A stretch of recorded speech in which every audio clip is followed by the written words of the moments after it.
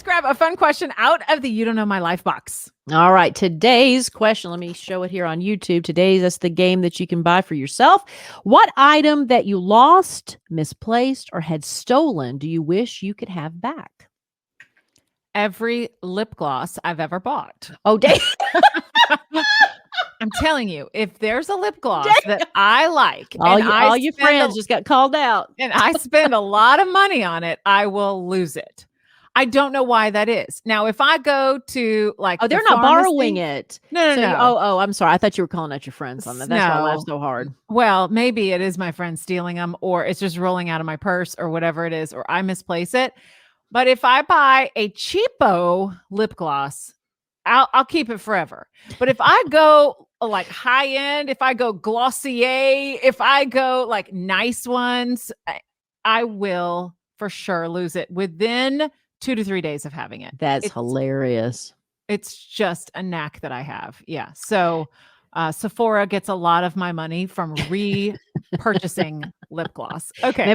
Maybe they put maybe on the expensive ones, they put a little weight in there to make sure that it rolls away. Right. I don't and know if they don't, that's great technology, right? They should. To sabotage. So my story's a little more serious than that, but I mean, I don't want to be a downer. That's funny. You can laugh at whatever. So I had my kidney transplant back in 2002. My father passed away in 2001.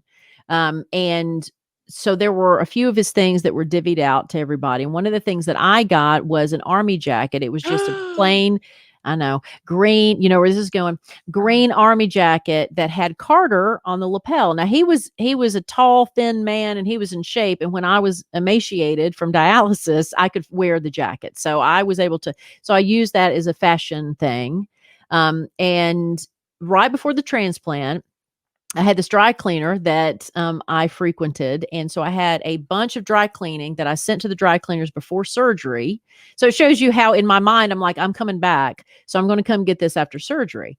So had the surgery. I was only in the hospital for a few days, came back to my apartment to recuperate. My sister and my mother came to take care of me. My sister went to go pick up the dry cleaning and then hung it in the closet, and is all the plastic. And I didn't think to check. I didn't think to check it. Who would? And I was recuperating. And so then when I was up and, a few weeks later and walking around and getting, when you have surgery, it's more of the muscles that are cut into that are sore and hurt. And once those started healing, I could get around. And so I got around to going in the closet and just taking the plastic off the dry cleaning and organizing. And I noticed the jacket was missing.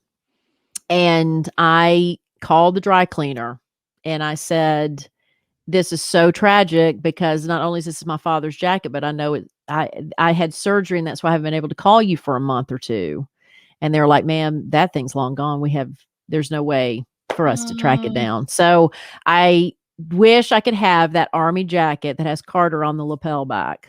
I don't think I could fit in it anymore, but, and I don't know if my mother, I'm not sure if I'm shared that with my mother and sister while they were there. Like, I don't think I was so ashamed that I had lost that, even though it wasn't me, but I don't think I was honest with them about, or maybe I can't remember whether I told them, but I can tell you it was a long time before I was able to tell that story because it hurt so much because he had just died. So maybe he took the jacket. There are some things in our life that have such great meaning that it does feel like a loss. You have to mourn the loss of those things. And I don't feel that way tell that story about a lot of items, but there are some things that are just that special.